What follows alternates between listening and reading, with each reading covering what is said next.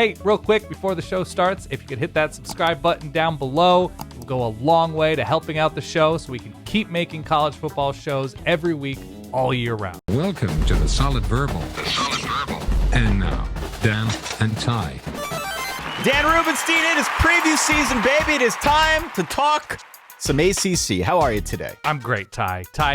The ACC is one of, my 13, 14 favorite conferences. It's one of my favorites. I love this episode, if only because I remember the All Costco Conference moniker that we gave it years and years ago. I think at one point we called it the Postal and the Fatlantic. There's just something that opens up part of my cerebellum when I talk about the ACC, that it fills me with joy. I have so much in the way of joyous memories with the ACC, just as a fan of television. I'm just in every year on the ridiculousness of the ACC, so it's a pet favorite conference of mine. This is part one of a three-part ACC preview. We did this last year. It worked really well. People seem to really get into it. The first episode is bigger picture. The first episode is the two of us talking through our contender tiers, some of the things we're watching for in the conference. We'll sort of debate a variety of topics. Again, 30,000-foot view of the ACC. And then next episode, we'll split it off into one half, probably plus Notre Dame. Mm-hmm. We'll do Miami and Notre Dame together, and we'll include Notre Dame in the ACC team part. And then part two will be whichever teams we don't get to in part one. And we'll continue to do that for the other power conferences as well. So if you're a Big 12, a Big 10, an SEC fan, doesn't matter. Part one will be an episode like this. Parts 2 and 3 will be more team-specific stuff that you can sink your teeth into. It's, look, am I going to lie and tell you that I didn't spend the majority of my time thinking of nicknames for this conference that are words starting with A and C? All right, now hold on. Hold that thought. I'm not going to go any further. Yeah. Hold that thought.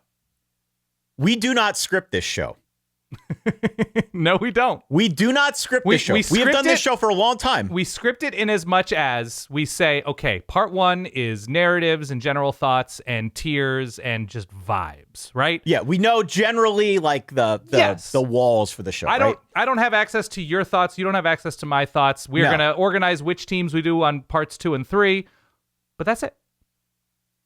I also came up with different nicknames for the ACC. We were thinking along the same lines. Do we want to do this now? Let's get into it. Should we use this as the table setter? Absolutely. We have called it is the Atlantic Coast Conference that we have called the All Costco Conference for years now. I don't even know how far back this goes. Quality and bulk. Quality and bulk, yeah. So I have in front of me, how many do you have? I have 4.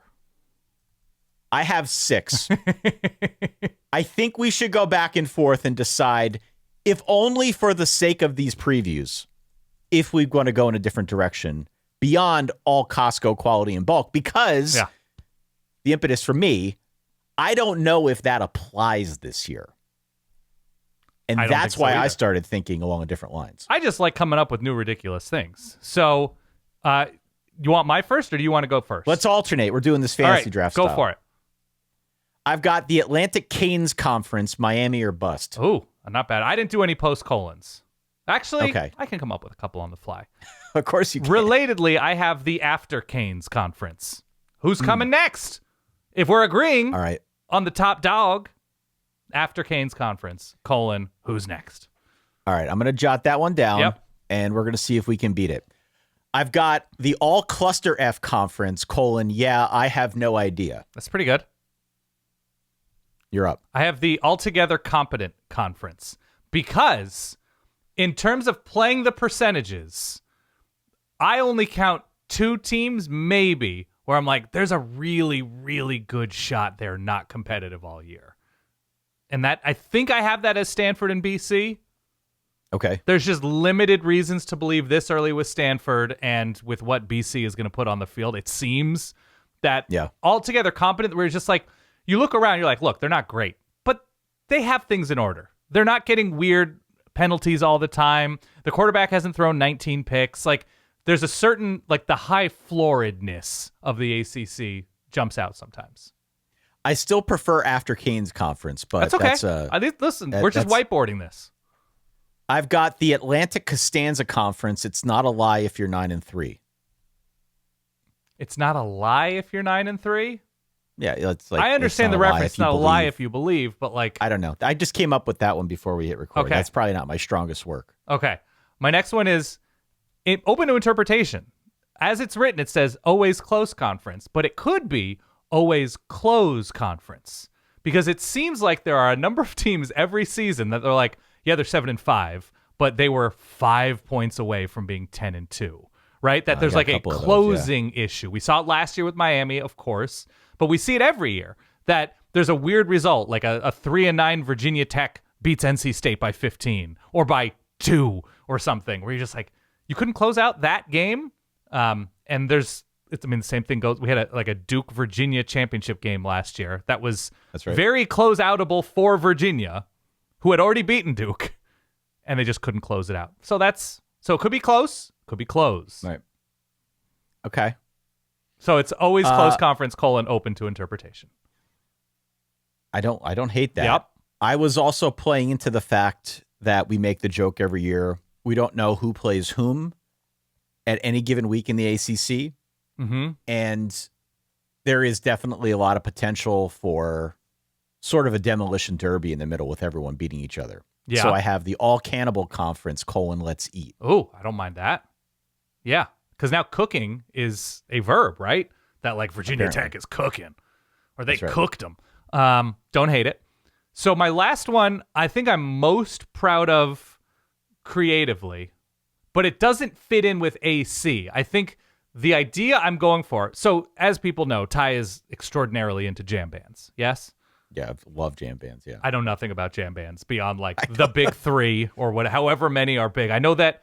I think it's Goose. Is Fish a jam band? Fish is jam. They count as a jam Dead, band, and okay. obviously the Dead has taken a number of iterations as they've lost members and added members, and the Dead I think is the sort of Godfather type band. There's a newer one called Goose that people are getting into, not to be confused with Geese, which is accused of the band Geese. I was going to say which is the one that bought credibility or bought. I think that's Geese engagement. I think the marketing thing was Geese. Goose, I think a lot of Fish people are into now as well. Different band. But from what I know about jam bands is you're jamming, right? That like there's going to be space for the keyboard player to explore the space on a song. There's going to be space for a couple guitar solos or for a bass breakdown or for the singer to do a weird harmonica part or the drummer to shift to the bongos and do a drum solo. Yep. In this sport, we're used to the big stories jumping through, right? Indiana, what a story, right? Like out of nowhere, Indiana, or like realignment stuff, or a team that has been close to breaking through finally does, right? There's something about the ACC that it's not on a big level all the time, but there's always like a don't look now. Duke just had a pretty great year. Don't look now. Wake Forest kind of figured out defense in year one of Jake Dickert, right? Don't look now. Virginia did really well in the portal, and they're 7-1. And so everybody kind of has a chance for that solo. Everybody has a chance to jam a little bit. Every year, there's a different team that gets a slightly above average schedule, and you're like, I know they haven't played anybody, but they're 9-2, and like nobody saw that coming. Good for Mike Elko and Duke. So I have them as the All Coachella Conference, at some point somebody gets it. Well, no, that's way too long. The All Coachella Conference, let's jam. Let's jam. That's not bad. I like that. All Coachella. If there is a jam band that starts with C that's more appropriate, I salute you. But that's the jam band nature of there's room for somebody to just have a crazy late September through early November and have a record that makes you say, hey, good for them. I like the cut of your jib there. It's a long explanation. There's a long windup. It's a hard sell. I get it. It's okay. I mean, these are all a hard sell, frankly. I have two more, and this is really paying homage to our audience down in the great state of Georgia. Yeah. I have the Alberto Coast Conference, football below the Mendoza line. Football below. Yeah. I like that. And then I just for S&Gs, the All Cabello Conference, East Atlanta, Unana. How old is that song now, though? I don't know. It's all respect, but yeah. Camilla, yeah, is that her name? Yeah. Okay. I don't hate it. I like After Canes. I think we go After Canes conference. The After Canes conference? Okay. Because I think that's really the general theme of the ACC this year. Miami is the clear favorite. They are number 8 in our friend Bill Connolly's SP Plus is preseason. Yeah. SP Plus, it's by a rather wide margin.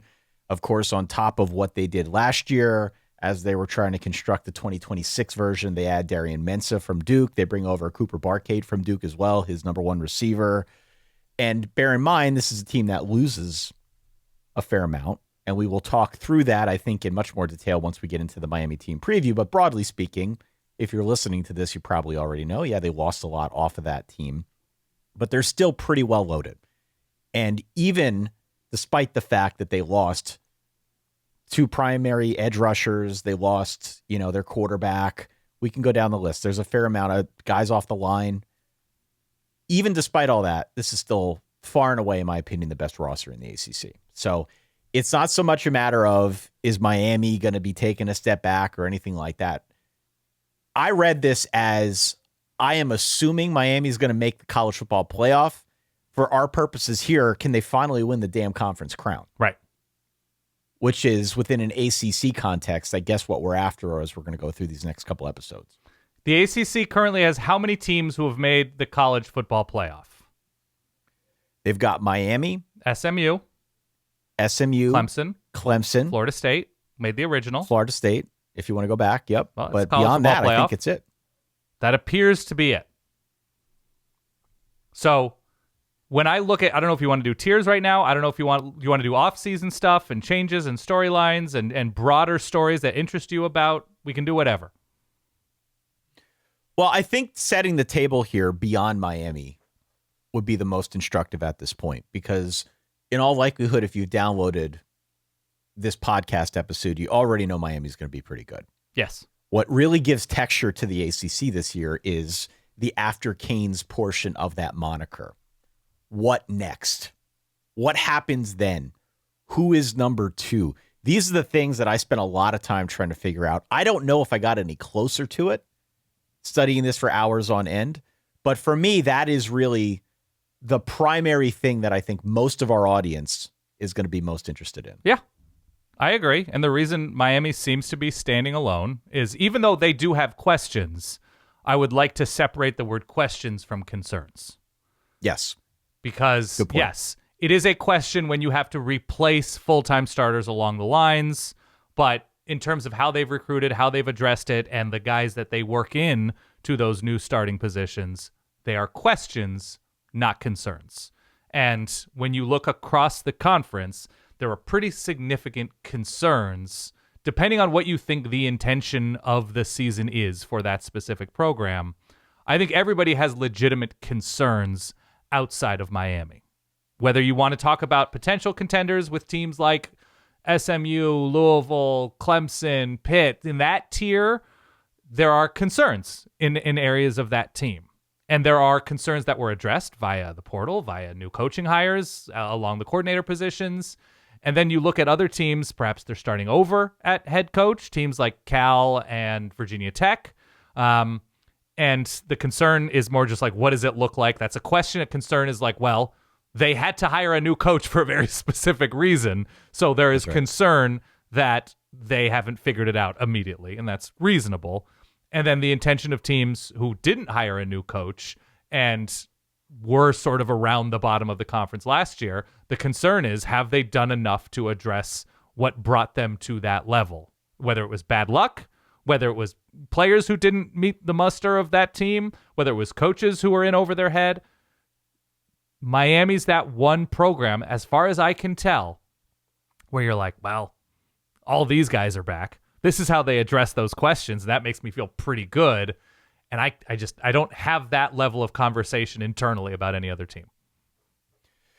My question on the Miami front, and I guess I could pose this now. I think we've pretty much given away the game that Miami is going to be our top team as we talk through our contender tiers here in a minute. But I've been thinking a lot about, does it matter to Miami fans if they don't win the ACC. Because, that's the talking point. The joke that people like to make. And it's the low-hanging fruit. We've done it too. Is Miami's never won a conference championship. All this time they've been in the ACC, they've never won it in football. So clearly, given the way this roster is set up, given the way the schedule is set up, the schedule is wonderful. It would appear as if Miami is the top dog here. It would appear as if they're the odds-on favorite to win the ACC. Look, it got crazy last year. I could get crazy again this year. Who the hell knows? I personally think it'd be a stretch for them not to be in that game again this year, but this has kind of been their MO, and that's why it's the joke. But I've just been thinking a lot about the fact that because now there are 12 teams that get into this, and because Miami had a proof of concept a year ago, they made it to the national championship. They weren't that far off from at least giving Indiana a run at trying to win at the end. Like, do Miami fans care about the ACC? Do they care if they win the conference? Does that, other than the perks that come with winning a conference, which might be better seeding or better matchups or, a bye week, whatever. Other than that, do Miami fans actually give a rip about winning this thing? Yeah, I think, I don't speak for Miami fans specifically, but I think anytime you can win your conference, you feel good about that. Anytime you can check that box, it feels good.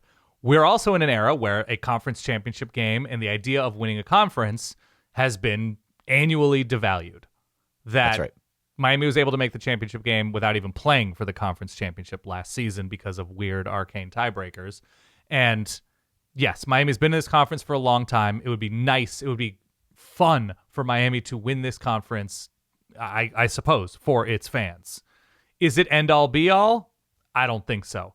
Are Miami fans en masse going to travel to the conference championship game when it appears that they're going to be in the college football playoff and would rather have money saved to fly to Dallas or Vegas or wherever? I think 4K TVs are great, and you can watch that game comfortably on your couch. So, yes, the idea of winning the ACC championship would be great. It's also an extra game when you could potentially have a long road in the college football playoff. I don't know. I think it would be nice. I don't think it keeps Miami people up at night. Like, oh my God, we didn't win it last year. What stopped us? And we're just like, I don't know. You couldn't close out the SMU game or the Louisville game, and everything still worked out in a way that led you to beating Ole Miss and Ohio State and nearly beating the national champion Indiana team. So, yeah, it'd be nice, but it's not keeping you up. So within the ACC, there were really only 3 head coaching changes, those being James Franklin at Virginia Tech, Tavita Pritchard at Stanford, and Tosh Lupoy taking over at Cal. Wasn't a whole lot of movement in terms of head coaches. There was a lot on the coordinator front, and we can get into that in a little bit, but I do think the coordinator carousel will be interesting to chart both offensively and defensively this year. Agree. All that said, the real intrigue in the ACC, not so much on the team who's going to win level, who comes after Miami level, but position group to position group, there are so many quarterback questions in the ACC this year. So many questions. We talked about Darian Mensah at Miami. I think we feel pretty good about him. Mm-hmm. Kevin Jennings is back at SMU. Kevin Jennings is sort of a proven deal. CJ Bailey at NC State is, at a minimum, a high-end-ish returning quarterback. Yeah. But beyond that, we've got a league that is full of new starters and a bunch of unsettled quarterback rooms. Christopher Vezina at Clemson. Lincoln Kienholz at Louisville. Right. Ethan Grunkemeyer, who follows James Franklin from Penn State down to Virginia Tech. Ashton Daniels, named quarterback 1 at Florida State, the transfer from Auburn. Okay. Virginia's got 2 transfers in Bo Prabula, who comes to Virginia from Mizzou, previously at Penn State. As Eli Holstein is also on campus, he comes down from Pitt. He transfers out. Walker Egan at Duke. Gio Lopez now at Wake Forest. Billy Edwards Jr. at North Carolina. And there are probably other guys here. I'm just not going to list any more of them. You get the point. Well, just in terms of the unsettled nature of the position, I would add Steve Angeli, too, at Syracuse. Steve Angeli coming back off injury? Like, flashed. It seemed good things, but it was very brief. So I think what I'm going for here is there is going to be some subset of those new quarterback situations that immediately catch fire and do well. Yeah. And suddenly, because there is so much clustering in the middle in this conference, one or two of these teams are going to bubble up as a result. Yep. I agree. And by the way, I would also add JKS to the settled quarterback. But still questions because of a new coaching staff and potentially a new offense. This is not an inclusive list. This is just an example, but you get the point, right? Yes. There's a lot here that I think remains up in the air. Yes, and a lot of these quarterbacks that are starting, it's either their first time as like the no doubt about it starter, or they're at a new place. There's not a lot of like, okay, they've got the same coaches, they've got receivers that they're used to, they got a system they're used to, and they've been at this place and they know where the bathrooms are. That's a limited number, because you can't even say that like Darian Mensah, stuff like that. So, I mean, this is no different than most seasons, right? Quarterback is going to determine a lot within this conference, but it's also the amount that's changing around those quarterbacks that sort of throws it into chaos. There are plenty of questions about the offensive lines on these teams as well. Like every plausible ACC contender has at least one offensive line question. They're different questions depending on the team. Miami still might have the best line in the league, but they are replacing 4 starters. Jackson Cantwell, the true freshman, figures to be the left tackle. I've heard nothing but good things about him, but you never know what happens when the rubber meets the road. Sure. Louisville lost 5 of their 6 guys that played along the line. Clemson lost a couple. I guess Virginia's sort of an exception to that. They return a bunch, but offensive line, it's a lot of the same stuff over and over again. Quarterback, offensive line. We could shift our focus to defense. It's much the same on the defensive side of the ball. So while Miami might be the most complete team at this juncture, there are plenty of other candidates that I think could definitely bubble up if a quarterback, if a defense, even if a different positional group pops in a way that we can't possibly see coming as we record this and drop it in July. Yeah, I think this is sort of a new reality just because offensive line is such a developmental position that teams, even if they're paying top guys, we heard Sark talk about this, out of high school, the schools in this conference that, are competing on that level, it's just hard to keep those backups on campus. And so then when one of those backups has a surefire opportunity to start somewhere else, you're going to see that position remain in such flux all of the time. It's just hard to keep 19 offensive linemen, both with a budget and with playing time, that you are going to see, an offensive lineman at Pitt or an offensive line at NC State say, oh, well, I have this opportunity. I can make more money. This school's not paying me. And so you're going to have that turnover year over year over year, unless you have unlimited funds and opportunity, which basically nobody does. I'm curious if anything surprised you as you went through all the material trying to figure out the ACC, because what surprised me, and maybe this plays back into the central theme of the conference this season, I knew it going in that there was going to be a cluster of teams in the middle. What I don't think I had an appreciation for was just how tight that cluster was. Right.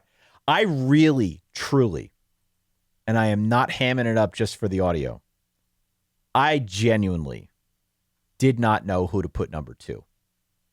Because once you get past Miami, you can go pretty deep into this conference, Dan, where you can make a case for a lot of teams potentially being Miami's opponent in the conference championship game. And I knew that going in, but coming out of this, I almost felt more confused with more information. And that surprised me. Yeah. What kind of surprising about this conference, not surprised me, but maybe jumps out, is when you have a conference this big and you start looking at the names of the head coaches, how different so many of these guys are in their timelines as head coaches in the ACC. Yeah, that's true. Where you have the okay, kind of brand new to this conference on the young side, Tosh and Tavita Pritchard and Jake Dickert. There's younger guys who are just sort of figuring it out within this conference. You have guys who have flashed a little bit early on in their time, guys like Manny Diaz and Brent Key. I'm sure I'm forgetting somebody. I mean, like Fran Brown flashed and then had a disastrous season last year, but there were reasons. But so you have those kind of like young up-and-comers trying to come into their own, or youngish up-and-comers as head coaches in the ACC. And then like if Deion Sanders wants to be Coach Prime, you got to like couple like Coach Past Primes in this conference as well. Or like the question of, are they past their prime? With guys like Narduzzi and Duran, and obviously Bill Belichick, and like at what stage of his career competing for playoff berths is James Franklin, right?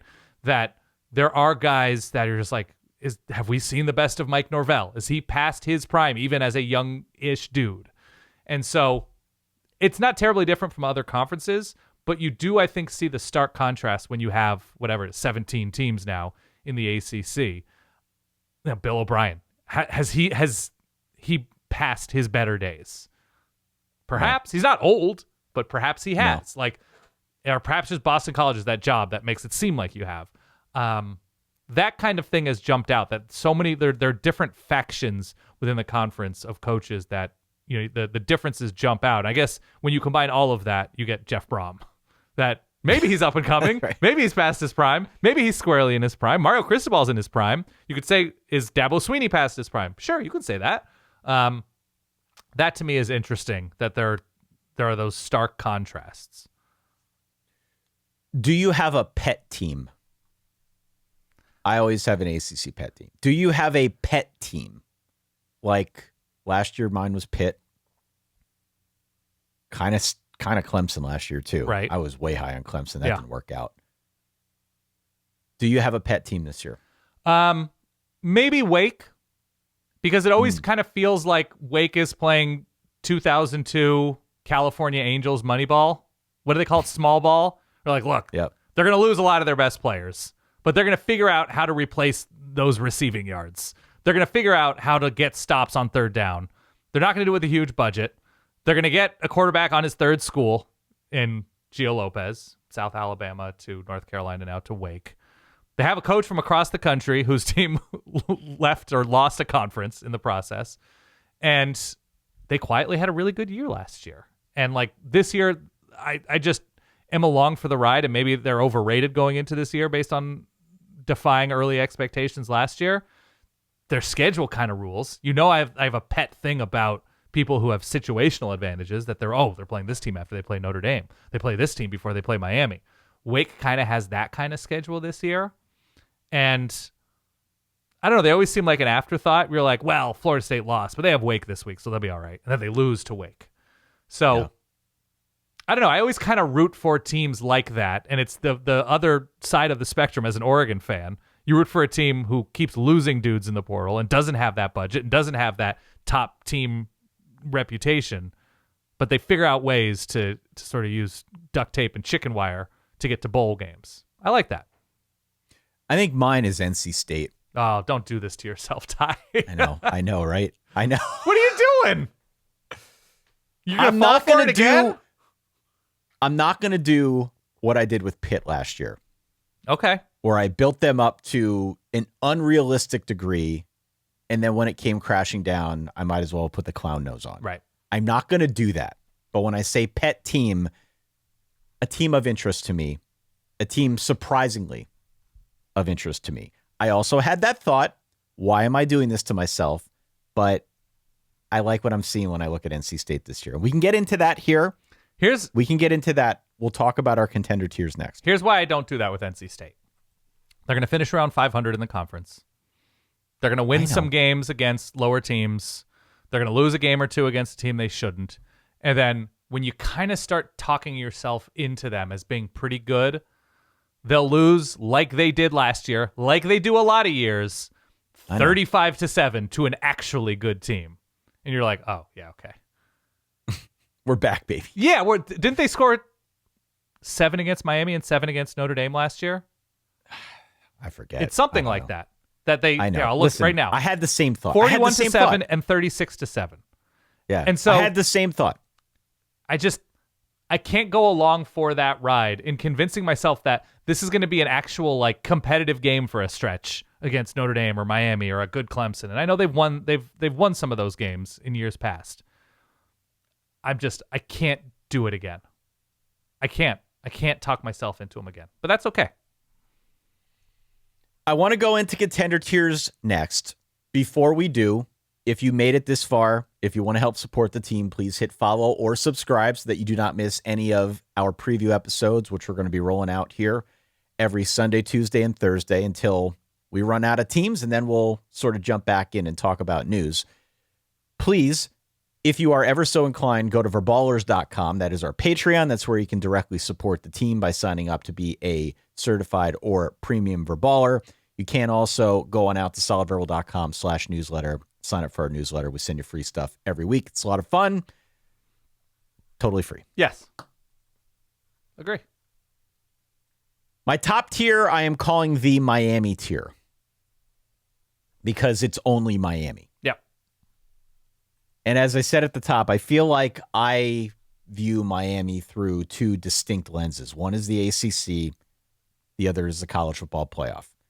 In the conference, again, this is easily the best roster in my opinion.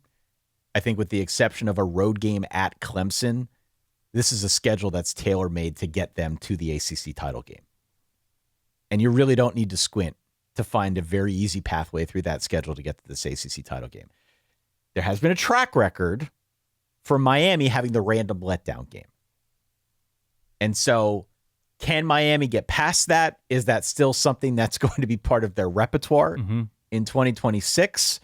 That part remains to be seen. I hope for their sake it is not. Either way, to the point of Chris Felica, who we had on the show. Felica, excuse me. He corrected us. Not corrected us. He confirmed us. Yeah. He confirmed it. We knew how to say it. Yeah. Now I just said it wrong. Perfect. To prove Mr. Felica's point, a proud Miami grad who we had on the show last month, it would take an act of God or some kind of catastrophe to keep Miami out of the college football playoff, and I agree. Right. Whether or not this ACC thing matters to you, to each his own. But that is an, I think, open question. Can they finally get the job done on the ACC front? Bigger picture, I think they're in the college football playoff. I think Darian Mensah is an upgrade at quarterback. I think they're fine at the skill positions. They do need the line to gel. As I said, they've got some new guys that they're trying to incorporate into that line. They lose Ruben Bay and Akeem Mesidor off the edge, so they're going to need to find other ways to create pressure this year.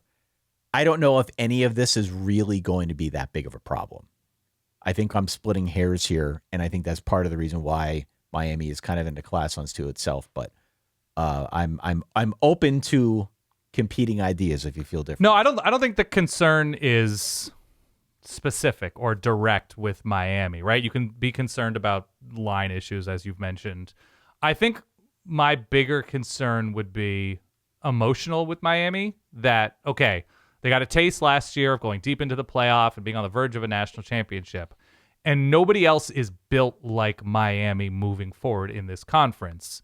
So Miami, and with the exception of Notre Dame for some of these teams, but Miami more so because they are fully in this conference, they're the lone circle team. They're the uniquely circled team on everybody's schedule, right? That they're not in a grouping where you're like, well, we have Miami, we have Clemson, we have Florida State. I mean, it's going to get rocky. Like, everybody circles Miami in a unique way. And so that, to me, as the sole hunted team atop the conference, this isn't the Big Ten with, Ohio State and Indiana and Oregon and USC or whoever, or the Big 12 with, Texas Tech and BYU these past couple seasons. It's not the SEC with the number of teams that are like in that top grouping. Miami may have been in this group in previous seasons, but they're alone now. And so it's not just that they're getting everybody's best shot. It's that even internally, there has to be a little bit of a pressure saying anything less than winning the conference and going deep in the college football playoff.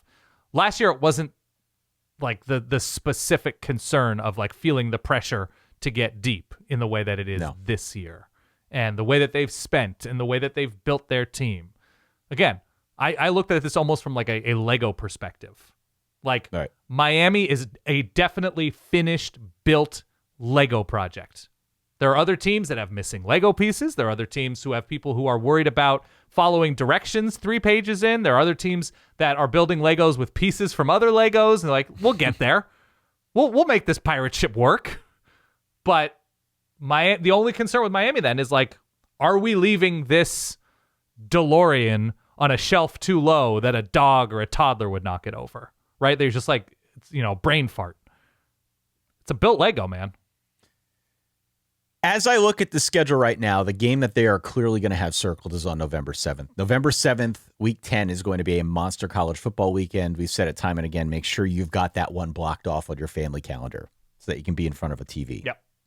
But that is when they are on the road against Notre Dame. That will clearly be the biggest game of the season for them. Otherwise, though, beyond a game on October the 3rd in week 5 on the road at Clemson, there's not a whole lot on here that really gives me the heebie-jeebies. There's a game at home against Florida State. I don't know what state Florida State. It's always going to be emotional. It's always going to be close. But it's a rivalry, right? It's a rivalry. And they got to bye before that, which helps. There is a weird trap spot before that Notre Dame game, which I know I've talked up before. Yeah. This one on Halloween on the road at North Carolina. I don't know. What do we make of North Carolina in year 2 under Belichick? We can talk that through. But beyond that, Dan, all of the teams on here are very beatable for Miami, maybe with the exception of Notre Dame. And certainly within conference, it figures to be a really clean path through if they don't have a brain fart along the way. I would say them going 10-2 is not a failure, but it's approaching failure. I would have to know how that happened. That's got to be the floor for this team. Like, it would have to be, and knock on wood, it doesn't happen, Darian Mensah getting hurt or something going completely wrong with an important position, 5 dudes in the secondary getting hurt, something crazy that we hope doesn't happen. But you look at the schedule, and it's the only team that is constructed comparably is Notre Dame. Let's talk about the next tier down. Yeah. I called mine, It's About Trust. It's about us. Sure. It's about trust, babe. The way that I structured mine, I've got the Miami tier. I've got the It's About Trust tier. I've got the Trying to Earn My Trust tier, and then just the bottom 5. Mm-hmm. Who do you have in your next tier down after Miami? After Miami, I have SMU, Louisville, Clemson, Pitt, Virginia Tech, and I think that's it. Pitt? Yes. So you're in on Pitt this year. I'm not Even in on them I don't have contending for the conference. You're basically asking me who can go 8-4 and with a couple breaks 9-3. I'm not crazy confident in any of those teams, but somebody's got to do it. Did I say Virginia? I didn't say Virginia. I'd put Virginia there as well. Let's start with SMU then. Okay. Because I think we agree on SMU, Louisville, Clemson. That then it starts to come off the swivel a little bit, and we can debate that. But SMU, why SMU? I've got SMU as my number 2 team, and I hemmed and hawed over this one, but I ultimately settled with the Mustangs. Rhett Lashley basically always figures it out. They return a quarterback who is an elderly statesman type, an elder statesman. They do a good job in that system. They have continuity, not at coordinator, but in hiring from within, which if SMU keeps winning and they have maintained coaches on that staff, that does it for me. They've been very smart in the portal over the years. They have. And so I trust Rhett Lashley and Kevin Jennings. That is a playoff duo. And so track record does not necessarily indicate future results, but in a conference, in a world with so much chaotic transition every season, you got to find the islands that you can sort of anchor your boat to. I think SMU is a real contender, and at the end of the day, they were my number 2 because of Kevin Jennings, because of the offensive line. They were the really Cal game away from going to the championship game last year? It was the Cal game. Yeah, it was just the Cal game. And they went and got also that running back who shredded them, Kendrick. Well, right, yeah. and that's a really good point. You mentioned it. But truly, the way that they went about their work in the transfer portal was very targeted. Mm-hmm. They were spearfishing out there. They went out after their exact weak spots. They went out after running back, receiver, tight end, defensive line, secondary. Beyond that, this is like a fabulous schedule. Like outside of a road trip to Louisville in week 3, I don't look at the conference slate and get too worked up. They do go to Notre Dame late in the year as well. Won't count towards their ACC record. But right, that's a separate issue. Yeah. There are some ifs here, but I think what it boils down to is the defense good enough to not put it all on Kevin Jennings? Right. Or is he going to be in a bunch of shootout situations? A lot of new starting faces with a new full-time coordinator. Yeah. But ultimately, I tend to agree with you on the trust side. Yeah. On the trust side. I like having the quarterback in Kevin Jennings, and I like Rhett Lashley's track record. I think it's very underreported. Maybe because SMU is a relative newcomer to the Power 5, Power 4 now, and specifically the ACC. But he's done a really good job there in a short amount of time. Yeah. I agree. He beat the national champion runner-up last year, right? Yep. With this quarterback. He was hurt a good chunk last year. So, or beat up anyway. Yeah, I think SMU is a no-brainer for that contending tier, but not obvious leading of the pack tier. So I originally had Louisville number 2. Okay. Well, I'm just going tiers. This is the ACC. I bunch teams together. Yeah, I did the same thing. Yeah. But I'm explaining my thought process here. Okay. In that originally I came into this thinking that I was going to have Louisville number 2 and SMU somewhere else in that second tier down after Miami. Mm-hmm. But what I kept getting hung up on was how much of a risk it is being too high on a team with a transfer quarterback who has virtually no sample size. Yeah. And look, Jeff Brohm's been nothing if not consistent when it comes to integrating a bunch of transfers every year and winning like 8 or 9 games. It's sort of his deal. He's very good at doing that. But I realized after the fact, and I didn't plan this, I swear. I realized after the fact that when I was just ranking these teams through my list here, I basically ranked them in terms of how I feel with their stability. And I feel better about SMU right now than I do Louisville, even though both coaches have a pretty good track record. Yeah. Brohm's track record has been solid when it comes to integrating new pieces. The schedule in this case is also pretty solid in that they miss Miami, Clemson, and Virginia Tech. The roster has good running backs. They've got a force off the edge. I think they brought in enough reinforcements through the portal. There's a lot to like here. I just keep getting hung up on Lincoln Keenholz, who's probably going to be their starting quarterback, behind a rebuilt offensive line. And they've got some other new pieces, like a new co-coordinator situation on defense. They've got a rebuilt secondary. We can get into this again a little bit deeper when we talk about the Louisville team preview. But I know from looking over our inbox over the years how many Louisville fans have written in and said, we like what they're doing. We like Jeff Brohm. We still feel like there's a little meat on the bone, and that part is frustrating. And so I was a little hesitant, maybe because of the emails, maybe because of the new pieces, especially at quarterback, to go higher than 3 with Louisville if I am ranking them. But if you're not doing rankings, that's fine. They're definitely in that next tier down. There's no question about that. The problem is still Louisville is taking on the spoiler maker identity. They're good for that upset over Clemson. They're good for that upset over Miami, but then they lose 3 straight to finish out the ACC slate, losing to teams like, last year's Cal. So I don't fully trust them. I also think it's strange that the calling card of Jeff Brohm is offense, and their defense just feels like it's always ahead of the offense. Right. Like they'll be able to run the ball this year, but yeah, is Lincoln Keenholz closer to, I don't know, man, take your pick of backup quarterback with no reps who transferred somewhere and succeeded, or is he closer to what happens seemingly more often, which is that big name, big blue chip quarterback who doesn't get a shot somewhere, like even in state, like Brock Vandegrift last year for Kentucky, or a couple of years ago, where you're just like, oh, okay, that he's not the guy. And there's a reason why it didn't work out at the previous place. And so I don't have that trust in Louisville. I trust them to be Louisville. I trust them to be fine, but I don't trust them to have pop on both sides of the ball consistently. And that's why I put them below SMU. Another one of those teams, by the way, chance of that. Louisville, 6 points against SMU to finish out their ACC schedule. 6. Beat Miami on the road. Yeah. Got 4 interceptions. It could have been 5. And then couldn't do much with it. No. Yeah, I'm out. I'm out on them as right. a serious contender. They're a good team. I don't even want to lead off the conversation about Clemson because we both have Clemson in this tier as well. So you can go first on these guys.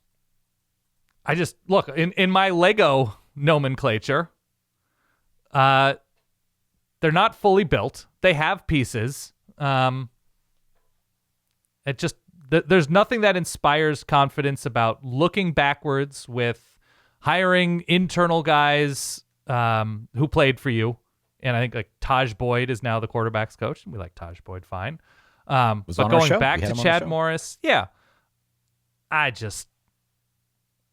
don't see where there's an actual spark. Like, I don't see a way to be confident in this team competing against a legit good team. Like, I don't have faith in the coaching staff. I don't have faith in the evolution of this program. I don't have faith in the offensive line. Again, another solid team with really good expectations. I don't know. Do you feel good about them? I don't have any more sunshine left to pump on the Clemson side. Yeah. I was so high on them last year. I think I need a minute over here. That's fine. Clemson's a top 15 caliber team. And by the way, they have LSU on the road, Miami in the first few weeks, Cal on the road, and then the back half is sort of a wild card, and they always obviously finish with South Carolina. So I just don't think they're built. It's a tough start to the season. I think their absolute ceiling is 9-3. I think they could be a top 15 caliber team, mostly because of their defense. If the offense pops, then maybe we're talking about a little bit more. But I am first focusing my glaze on the defense. Oh, did you say glaze or gaze? I said glaze on purpose. Oh, my like God, that turn of phrase? Spicy. Thank you. I didn't know you were out here focusing your glaze. Okay. That's right, baby. But the ceiling for me is offense. You know, they bring back Chad Morris. Can he build a really good offense in 2026 with these players? It's not 2012 anymore. You know, like, can they get better by going back to the former version of themselves? I don't know what that looks like. Christopher Vizina is going to be the new starting quarterback. If he's any good, they'll be fine. But as you know, we did our Shark Tank episode with Andy Staples a few months ago now. He brought up Tay Reynolds. Tay Reynolds, they're freshmen. Like, maybe he could be part of this conversation if it doesn't go well. Sure. So who knows what happens in the early part of that season? Who knows what happens if Florida State's any good this year and how that could change the calculus of the schedule as well. They were bad last year. They're another one of those teams that has had, I shouldn't say consistently, but like they had a high floor last year. They weren't incompetent. Just couldn't win all the time. All right. So we agree on those four. I think this is where we start to go on separate paths. We've got Miami, SMU, Louisville, and Clemson. Mm-hmm. Next up, you've got Pitt, Virginia. I have Virginia Tech and NC State in this bracket. Okay. It didn't sound like you do. So explain to me why you're high on Virginia and Pitt and why you've got them, I guess, one rung above me. It's not that I'm super high on any of these teams. It's that I've just watched ACC football before. And you're always just going to have a couple of chunks in the meaty middle of teams. And so I think James Franklin's a good coach. I think there's talent on this roster. I think they're going to be significantly better at times than they were last season. I think they've got a good home field advantage. I'm not high on them in a huge way in year one, but literally 90% of teams in the ACC can go 8-4 in any given season, 7-5, 8-4 in any given season. And again, with a couple of breaks, even better. So I feel good about what Virginia can do on defense this season. Virginia or Virginia Tech? Virginia. I'm sort of listing why. So Virginia Tech was my initial points. Okay. And then, period. I also feel good about where Virginia could be on defense once again this year. And it kind of, to me, when I look at these teams that I consider to be in that second tier of threatening 8-9 wins, I say, okay, what are the quarterbacks they're facing? And if we're starting this episode with quarterback concerns, and what Virginia has on this schedule is a decent amount of quarterback concern, right? What Virginia Tech even has on this schedule is a good amount of quarterback concern. And so I think maybe Virginia has a slight advantage there in terms of the quarterbacks they're going to face this season. But I saw the proof of concept last year that they can win close games, that they can win games with defense and timely offense at least. I'm gonna lump a lot of these teams together. They're very hard to separate. They all can appear to be able to do something pretty well, and they all have clear flaws. Why Pitt?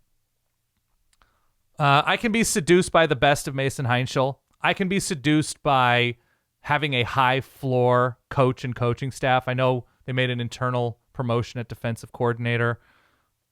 They're very good evaluators of talent. They develop talent at Pitt.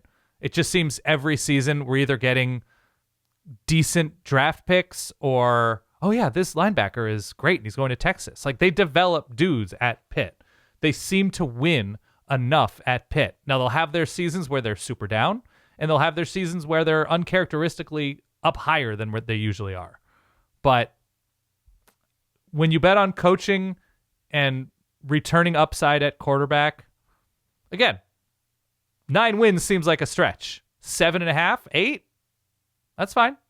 They're in that category for me. What I'm doing now is I'm breaking apart my tiers and maybe your tiers as well. Okay. And so I've added a 5th tier in between my it's about trust and trying to earn trust. I have a who knows tier, which I'm going to add Virginia and Pitt to, and I'm also going to add Virginia Tech and NC State to. Okay. Because those are the 2 teams that I think we disagree on. I agree, by the way, with a lot of what you said about Virginia Tech. I think Virginia Tech is damn near impossible to project this year. Of course. There's just too much new. And look, I know we have obviously seen this before, where a new coach comes from one place, brings all his guys. It can take flight rather quickly. I'm of the mind this is a solid 8-win team for Virginia Tech. And I think if they get to 9, it's because Ethan Grunkemeyer ends up popping, or maybe Brent Pry fixes his own defense from a year ago, given some of the reinforcements that they brought in. Yeah. I don't think it takes much to get them to 9 wins. But at a minimum, the days of going like 3-9, if you're a Hokies fan, those are over. I think those are over. I think the floor is considerably higher. Yeah. Those are done. The irony for James Franklin is this. He could potentially start 7-0 and then close out the year with a whole bunch of weirdness with ranked games on the road. Mm-hmm. Clemson, SMU, and Miami all could be pretty good ranked and on the road. He got fired after losing some dumb games this year, but the real reason was because he couldn't beat ranked teams at the end of the day. Right. And so he's going to have an opportunity maybe to avenge some of those ranked losses. I think the deeper we get into this year, it'll be interesting to see how he responds to that. If this team is built such that it can handle, one or multiple of those games. Well, didn't he build the team, though he didn't coach the team that beat Clemson in the Pinstripe Bowl? Yeah. All right. Institutional knowledge of how to beat current day Dabo. I don't have much to add on the Virginia and Pitt front. Okay. But let me throw NC State into this bucket as well. Okay. That's fair. NC State has CJ Bailey, who I believe can make things happen. Their focus in the portal was very much getting protection for CJ Bailey, more so than it was going out and getting targets for CJ Bailey. You can debate the philosophy behind that, but protecting your star quarterback, I think, is important. Yeah. You factor that in with Jaden Scott, who switched his jersey now, the running back Jaden Scott, now wearing number 1, very much has the profile of a bell cow back. And the schedule avoids much of what is projected to be the ACC's top tier. Yeah. No Miami, no Notre Dame for them, obviously. No Clemson. It looks like no Pitt, no Virginia Tech it's a or good Virginia. Schedule. It's a good schedule. It's a really good schedule. Yeah. The hesitation is receiver, right? So you focus your resources on protecting the quarterback, maybe not giving him a little bit more to throw to. So that's an open question. The defense doesn't bring back a whole lot. I think I saw a linebacker. I don't know. One of those rooms is being completely rebuilt. Yep. The pass defense last year left a lot to be desired. But I think 8-9 wins with maybe a shot at more is probably on the table. Okay. If they can find those targets, if the defense gets a little bit better against the pass, that's why I think I'm higher on NC State than I expected, just because the schedule really, really sets up nicely. And it's not a stretch to think that one of those two things goes well and gives them a little bit more lift. I think they could have a very good record. And I think they could also lose to, in the back half of their schedule, they could lose to, if Steve Angeli's back and healthy, Syracuse. I think they could lose to a Cal team. I don't know who Cal has before NC State. It's a tough stretch because they're at SMU a week before. But I'm in on NC State taking advantage of a gettable schedule, and I'm out on NC State being anything truly more than they've been recently. So far we've got the Miami tier featuring Miami. Yeah. We've got the It's About Trust tier featuring SMU, Louisville, and Clemson. A Who Knows tier, which is Virginia, Pitt, Virginia Tech, and NC State. Yep. And then that brings us to the bottom half, I guess, in our case, the bottom half of the conference. 9 teams, those being Florida State, Georgia Tech, Cal, Duke, Wake, North Carolina, Syracuse, Boston College, and Stanford. Yes. How would you group those remaining teams? So I would group Duke, Wake Forest, Florida State, and Cal together. Maybe Georgia Tech together. Because they're my squint, and they've got a spark teams that they're my jam band teams that you're not really considering much from them this season. Georgia Tech with everything that's new. Florida State with recent track record. Wake Forest with they have upside, but do they have the actual dudes on this roster? Cal, they've been sort of a pet team for me this season, but it's hard with a first-time head coach and very young coordinators to feel good about them. Big picture, I think they're going to be really fun stretches for Cal. And there's something about Duke and Manny Diaz that I can't get past in a good way. They won the conference with basically no offensive line and no defense last year. They won the conference. They pulled rabbits out of the hat constantly, and it was a weird, obvious year with losing all those non-conference games to Illinois, Tulane, and UConn. But that to me is coaching. That to me is coaching talent. They let their quarterback walk before the season started last year, got another quarterback, and he was terrific. He is finding wins at yard sales. And I can't put them any lower than this tier, even though things seem to be working against them considerably. I have Duke there. Florida State, I don't know. They were competent enough last season. I don't feel great about them, but I don't think they're going to be catastrophic. Wake, I think, has upside because I think they're well coached as well. And if the starting point is returning enough key guys on defense, and they found wins at yard sales last year. Who else did I have here? I had Cal, Florida State, Wake Forest, and Duke. Yes. I'm not tempted by Georgia Tech here.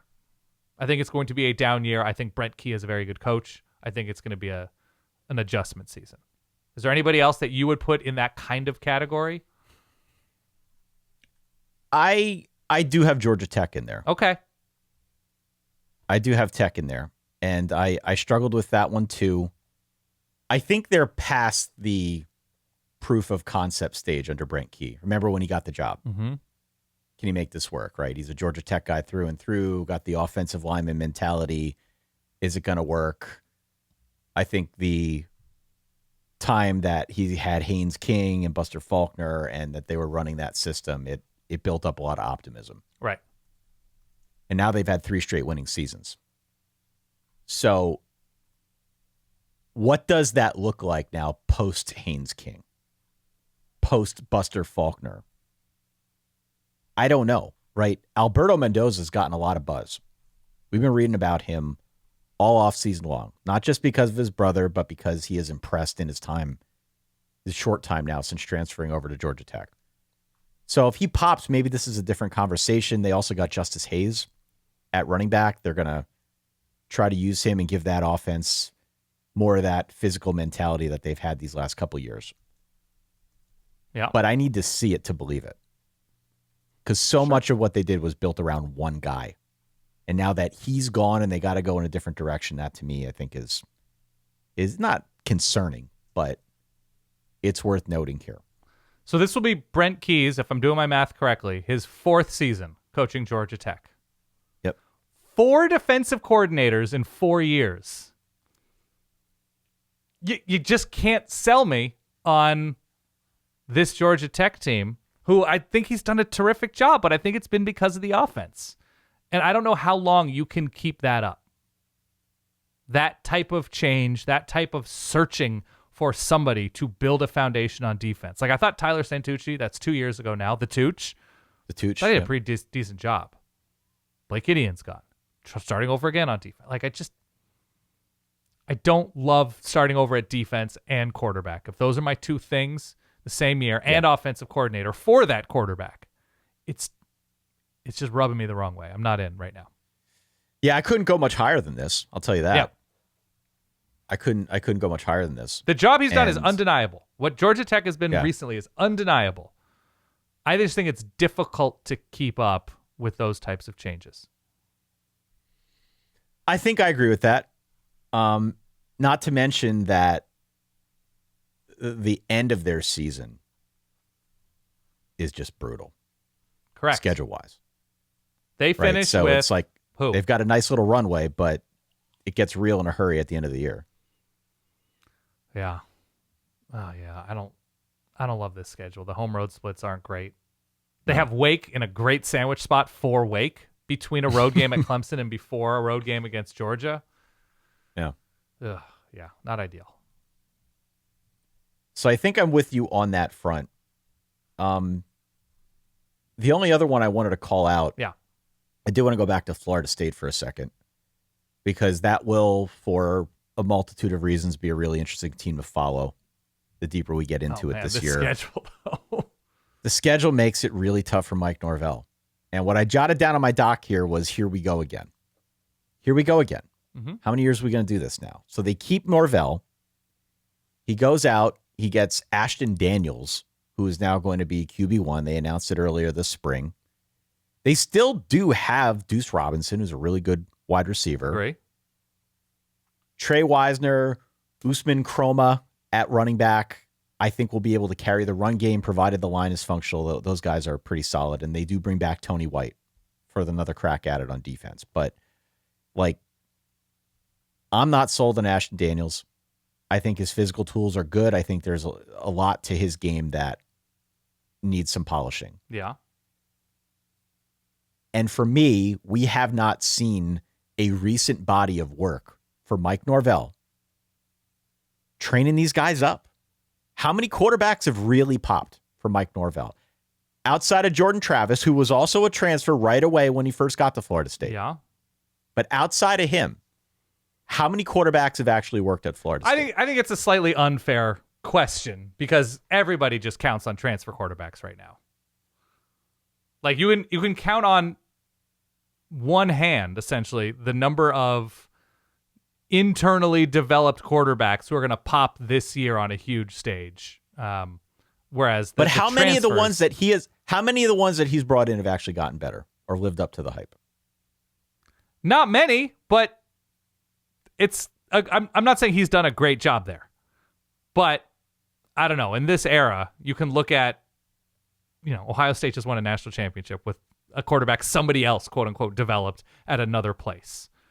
That, Ryan Day, Lincoln Keenholz, Aaron Noland, who else am I thinking of? Devin Brown? Was that who it was? You're like, what's going on with Ohio State? Nobody's saying that. So, I don't know. Julian Sayin, technically a transfer. Everybody's a transfer. Yeah. I don't know. I want to believe that Florida State's got the personnel to turn this thing around. But I just wonder if this constant albatross that's going to be hanging around their necks with Mike Norvell's job status at some point is going to be too much to bear. Right. because that's going to be the conversation starting in week 1. And every Florida State fan knows it, and everybody who follows college football, certainly if you're listening to this show, when you think of Florida State, that's the first thing you're going to think of. This is very much a referendum on the Norvell era. He has taken the play calling sheet back. He rebuilt the staff again and personnel infrastructure and, is running it back with Tony White and all that stuff. But this is not like a favorable schedule. It's a schedule that's going to demand proof almost immediately. Of the teams in this conference that we think could have potential to struggle, Boston College, maybe Duke, maybe Stanford, probably Stanford, North Carolina. Like, Florida State doesn't play any of them. These are the power conference teams Florida State has on this schedule. SMU, Alabama, Virginia, Louisville, Miami, Clemson, Pitt, NC State, Florida, and Boston College. BC they have one game where at least right now you're like, they're probably not going to be good. That's it. In terms of that power conference slate. I'm not saying Florida State can't beat some of those teams, but the math is such where I'd think like, okay, that's 6-6, 7-5, maybe. Where do we have Cal? Where do you have Cal? I have them in the wild card tier that, with Wake and Duke, teams like that. I have them ahead of Georgia Tech just because I think their quarterback starting point is more. I don't know what Alberto Mendoza is going to do for Georgia Tech. Obviously, there's reason to believe he'll have a good year. I'm not sure I love the system that Georgia Tech is running and the pop that they have in the passing game overall. Cal, I trust that pop. I think we're going to have a nice step forward for this offense. Do you think Tosh is going to be a good coach? I think Tosh is better suited to be a head coach than a coordinator or a position coach. Why? I think he has the personality. I think he's the recruiter that is needed at a place like Cal. And I think that because he has coached at places where he's seen what it takes at Alabama, at Washington when they were good, or at least decent, at Oregon most recently, like he has seen the rhythms. I mean, I think he was with Urban Meyer at Jacksonville. So he's been around Urban Meyer, perhaps not peak Urban Meyer. Yeah. Strike that from the record. We'll just redact that. I think he has spent enough time around success where he's been able to take the proper notes of like what he sees works and what he would do once he got this opportunity. I think he has the personality to build a quality team. Well, it's a first-year head coach. Mm-hmm. They have 2 first-time coordinators. The line is unsettled. The backfield is rebuilt. The defense is replacing most of its production. Yeah. But they did retain JKS, Jaron Keave Sangapulatele, their true sophomore quarterback who had a really good freshman campaign. I'm sure there were plenty of teams around college football that came asking to see if JKS would want to leave. But as Tosh made it his first order of business, I believe flew to the islands. Slept on a bench at the beach. It was something like he flew there. I'm going to get this story wrong, but he told the story. He flew there. He met with the family. His flight wasn't until like 6 a.m., but he didn't want to ask the family to stay over. So he's like, all right, I'll just figure something out. And I think he slept on a bench. Did he not have a company card at that point? I don't know what it was. It was like not worth it to go find a hotel for an hour and a half or something. I think he brought a suit and he slept on a bench in a suit. I got that story wrong, but there are grains of that story that are true. I love that. Look, if they pop, Cal would be a fun story. Cal would be a fun story, especially in this conference where traveling out there, it's pain, kind of gives them something of an advantage. They've got a tricky schedule, but I think they can be tricky for others too. They have UCLA, they have Clemson, but Clemson's coming to Cal on short notice. They have one of the 2 Mountain West favorites in UNLV, and that's on the road in Vegas. There's a lot of quality on this schedule. They're another one of those teams where obviously Cal has Stanford, but there's not a ton else where you're like, all right, that seems like a win. There's just high floor on this schedule. So we've covered pretty much every team at this point. Yep. If only in passing, there are a few left. We've covered Miami, SMU, Louisville, Clemson, Virginia Tech, NC State, Virginia, and Pitt, Florida State, Georgia Tech, Cal, Duke, and Wake. The last 4 are North Carolina, Syracuse, Boston College, and Stanford. Yeah. Of those four, which do you feel the best about? Sorry, North Carolina, Syracuse, Boston College, and Stanford. Which do you feel the best about? Okay, so I feel best about Syracuse's upside at quarterback with Steve Angeli. I don't know his current health situation. He's ready to go. He says he's a full go. Okay. I like Angeli. I like the energy of Fran Brown. Yep. Yeah, they play in a weird place. I guess I'll put Syracuse there. They had the clear worst season, essentially, of these teams last year. So I guess I'll go Syracuse, Stanford. Who you say, Boston College and North Carolina? North Carolina, then Boston College. I've got it as North Carolina, Syracuse, Boston College, and Stanford. I thought about putting BC last, but I guess North Carolina showed flash near the end of last year. Well, they showed flash, and I think their defense is... But they lost those dudes. I know, but I still think with what they have, they're going to be okay. Okay.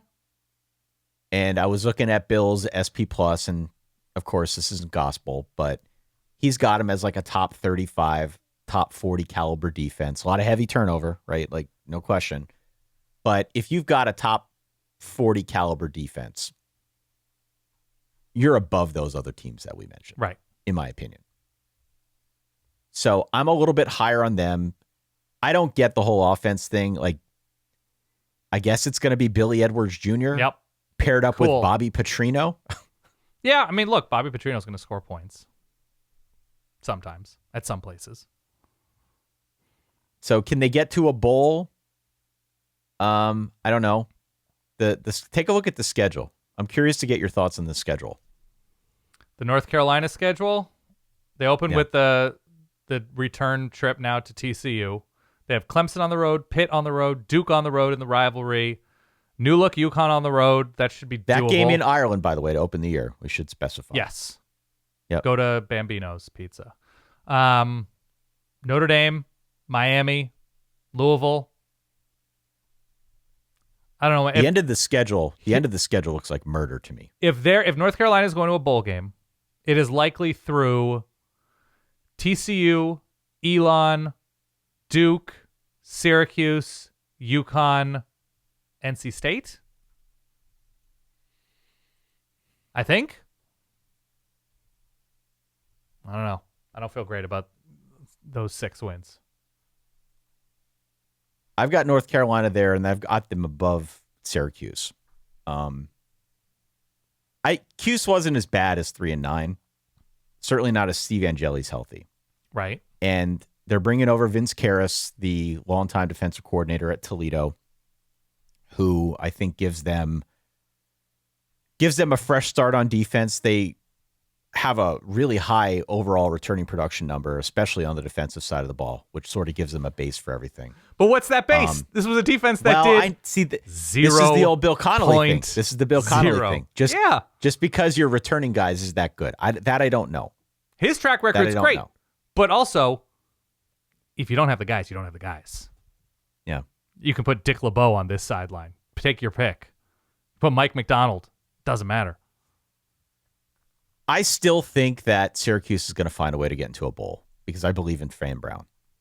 Fran Brown knows how to motivate the troops, and provided they can stay healthy, I think this will be a team that at a minimum puts up some points if they get a little bit better on defense. Yeah. I think 6-6 is probably the ceiling for me. I see Bill's got it at like a 25% chance they get the 6. I think that maybe is a little bit low, but thank God we live in a college football universe that gets us Cal at Syracuse as a conference matchup. Cool. I thought about putting Boston College last, but it does look like they're at least trying to build the roster in a serious way. Their quarterback's going to be Mason McKenzie from, I believe, Saginaw Valley. Great. He can run. Great. For his life. And maybe. He might have to. Yeah. I like that part of his game. I'm curious to see how they use that. My problem is always and forever Ted Roof. I don't understand why they hired this guy. Their defense is not going to be any better with him coaching it. So I am not counting on there being any kind of defensive support for Boston College this year. No. To the point where I thought about putting them dead last. I have them dead last. What would finishing their schedule out with Pitt, Georgia Tech on the road, Duke on the road, Notre Dame on the road, Florida State sandwiched between Duke and Florida State, Miami on the road, and Ted Roof being the chaperone on those trips. I jotted down on my note sheet here, defense one of least efficient in the country, ...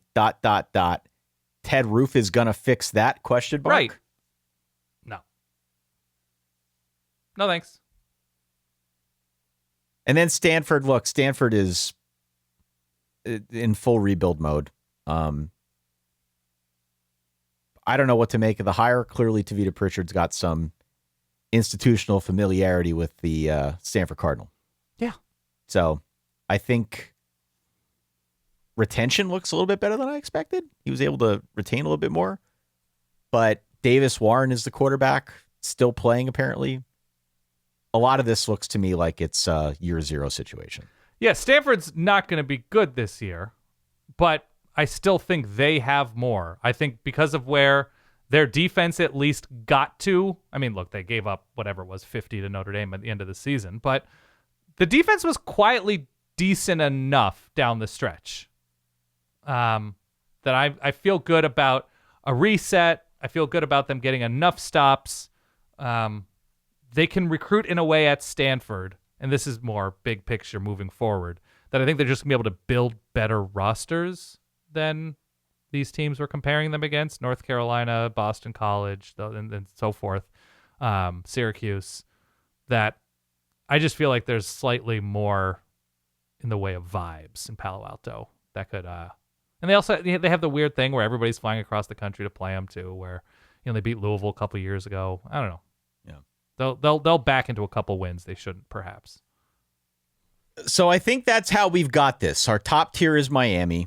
The next one down is SMU, Louisville, and Clemson. The next one down after that is Virginia Tech, NC State, Virginia, and Pitt. Mm-hmm. These are in no particular order, by the way. Yeah. Then to close things out, we've got Florida State, Georgia Tech, Cal, Duke, and Wake in a tier. And the bottom four, North Carolina, Syracuse, Boston College, and Stanford. Those are 17 teams. We did not include Notre Dame in this episode. We'll do that on the next one. Yes. Once we get into team previews. But lay of the land, I think that's how I'm feeling about the After Canes Conference, Dan. The After Canes Conference. I'm trying to see if I have anything else written down. Legos, nicknames, tiers. Yeah. That's sort of... Oh, and I had the different factions of coaches, too. We're just like, well, okay. There we are. ACC Part 1. Can't wait. ACC Part 1 in the books. We've got Parts 2 and 3 yet to come, where we dive into questions about individual teams. Yes. Dive a little bit deeper. Tell you what to look for, why to be interested, why you should care about some of these teams. Even if you don't care otherwise, make sure you hit follow or subscribe so that you don't miss any of those episodes. And, of course, verballers.com, VERBALLERS.com. That is our Patreon. If you want to go and support the team, sign up for the certified or premium tier. You get access to some of the games that we're going to be rolling out. We built the whole fan portal this year, Dan. You know about this, right? I do. Built the whole fan portal. Everyone's going to be able to play the games there. Be a nice little community. You also get these episodes a little bit early without the ads, et cetera, et cetera. Ty, you also agreed, right? I don't want to speak out of turn here. You will be doing virtual personal training for new Patreon signups. I absolutely will not. No. Ty will help you hammer your core. No. Now, I'm not talking just abs. Let's be clear. The whole chain, your hamstrings, your lower back, your core, your glutes. I will not be doing any of this. We're talking weekly 4K tutorials. And depending on the tier, Ty will do live sessions. I'm under that understanding. I saw that in our Google Doc. Mm-hmm. Is that something completely different? Is that a different thing? You must have made that Google Doc. I will not be doing that. I just thought... I regret to inform you. With our history with the Quadfather, you were feeling especially inspired and wanted that kinetic chain to be really thumping for our paid subscribers. No? I'm sorry. I misinterpreted that Google Doc. That is your ACC Part 1 preview. Write in solidverbal@gmail.com if you have thoughts to the contrary. If you want to reinforce anything we said. Yeah. If you have thoughts otherwise, we'd love to hear from you. For that guy over there, Dan Rubenstein, for myself over here, Ty Hildenbrandt, we'll catch you all with Part 2. Stay solid. Peace.